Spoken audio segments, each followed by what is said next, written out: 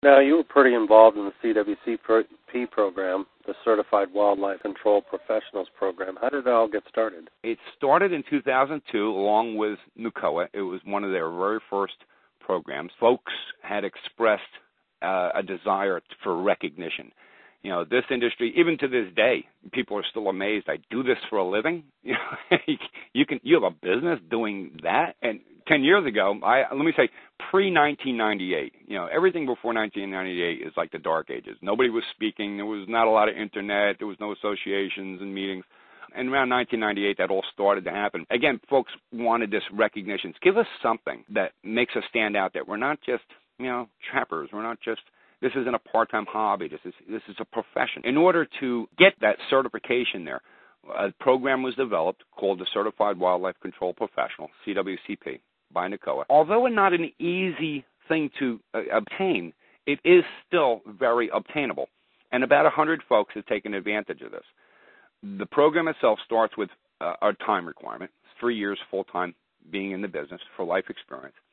And then there's several categories that you need to fill to get 100 credit hour. If you go to NWCOA.com and go to the certification page, it gives you the application and really all the information you need on there. However, I think one of the things that's lacked and needs some better explanation about it, when folks have called me over the years about the program, the hardest part they have with the evaluation or even getting started to fill out the application is they don't have the paperwork to back up the hours that they need. In other words, they've gone to 10 seminars and they have certificates on their walls that says they were there, but they don't have the agenda.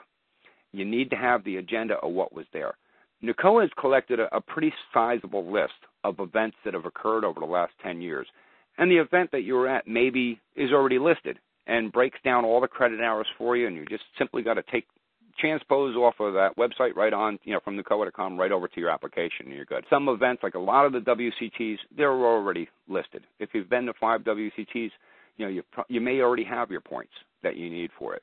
Hopefully you have your 3 years experience, and not a problem. You make your application with a check. I believe it's a fee of like around $90, and you send that in.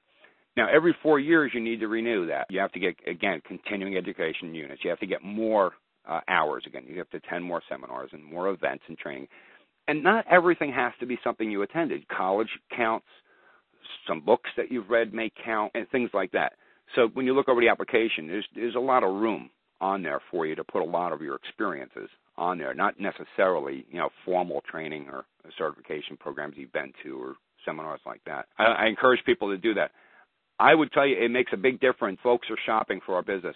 You know, now with the Internet, it's amazing what a paradigm shift there's been in the last 5 years of people finding us on the Internet. Our businesses went completely from a 100% referral base of police departments, health departments, animal shelters. And I've given this class 100 times on how to get referrals. Now it's all the Internet. Folks are searching the net. And not all of them, you know, so there's still a good percentage out there. You need to do all the other advertising and marketing. But that Internet stuff out there, when they search and they find us and they compare us, and they're comparing, you know, they're shopping out there. They're looking from one company to the next, and why would I pick this one over that one? A nice website design. They want to feel confident. When they see that you're certified and you have national recognition like this, I think it makes a big difference in people's minds. Again, I go back to that word positioning. In people's minds, you become the one to call. So CWCP definitely helps with that. How does one go about to become certified? I would suggest that they immediately go to NWCOA.com, download the application or just read the application right online, and understand the process. Understand what the requirements are. Understand that there's a time requirement, and understand that there's 3 categories that they need to prove that they've had the hours of education in those categories. And if they need help with that, they can call their regional director. They can call another CWCP. There is a list of everybody that's CWCP already, also on NWCOA.com, and ask for advice from them. I believe there is a CWCP program director, and that gentleman's name and phone number naturally will be on NWCOA.com, and they could call him as well.